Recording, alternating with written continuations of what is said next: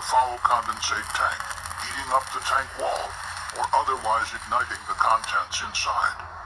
Or it is possible that the hot work was complete, but as the tools were lowered, a welding torch fell and created an electric arc on the tank or its vent piping.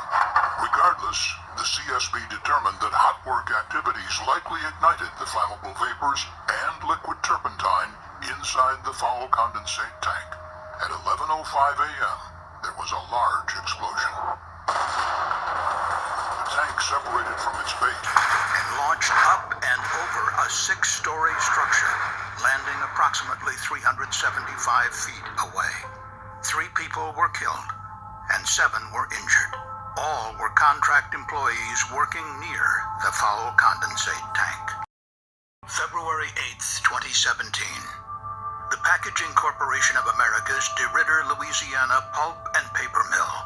An explosion occurred during hot work activities, killing 3 contract workers and injuring 7 others.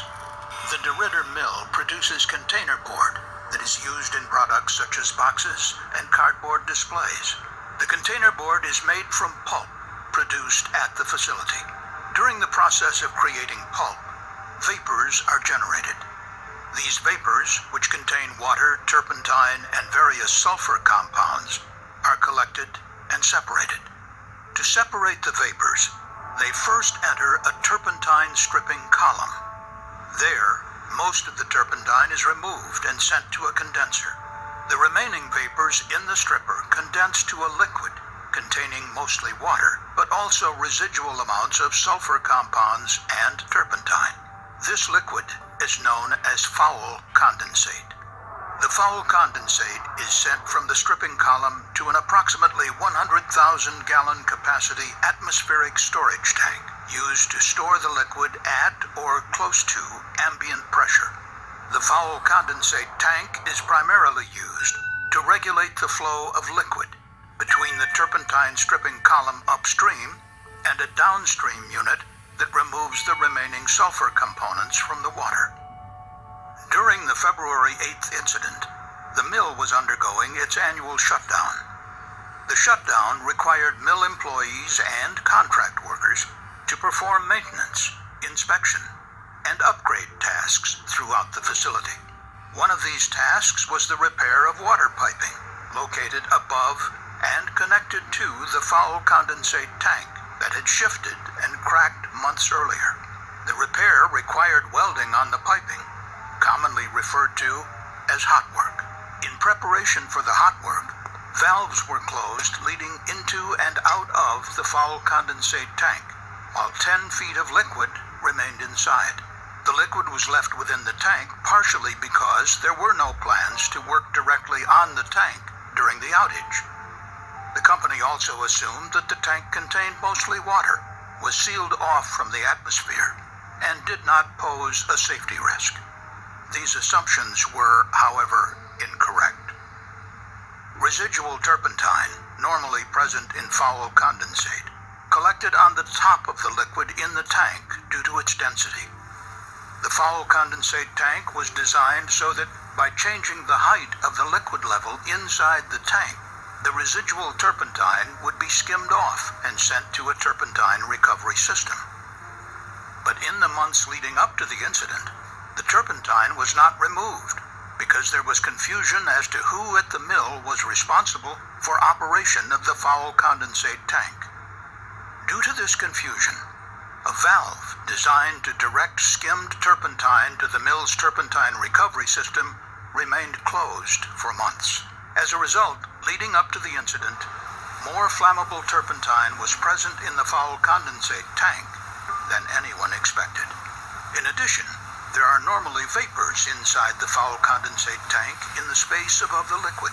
Although those vapors can become flammable, they are supposed to be kept at a concentration that is too rich to burn. But due to the non-routine conditions experienced during the annual shutdown, the contents of the tank likely cooled, creating low pressure within the tank. This most likely triggered a relief valve on the tank's roof to add more air to avoid damaging the tank from the vacuum created by low pressure. The vacuum relief valve was likely one of the few potential sources that allowed enough air into the tank to create an explosive atmosphere. In preparation for the hot work, the water piping was isolated from the foul condensate tank and the rest of the process by closed valves, and the piping was separated physically from the tank. Around 8 a.m. on February 8th, a mill employee used a gas detector to check for a flammable atmosphere in and around the water piping, and found none. As a result, the company issued a hot work permit for the welding work.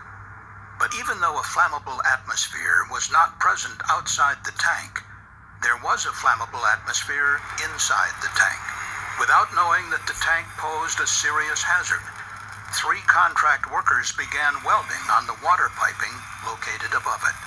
The CSB was unable to determine an exact ignition source, but it is likely that sparks or molten slag produced from the hot work landed on or near the foul condensate tank, heating up the tank wall or otherwise igniting the contents inside.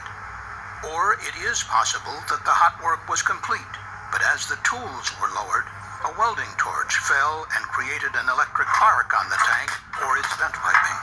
Regardless, the CSB determined that hot work activities likely ignited the flammable vapors and liquid turpentine inside the foul condensate tank. At 11:05 a.m., there was a large explosion.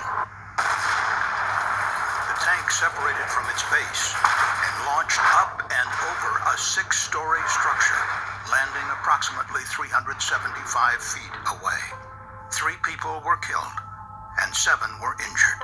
All were contract employees working near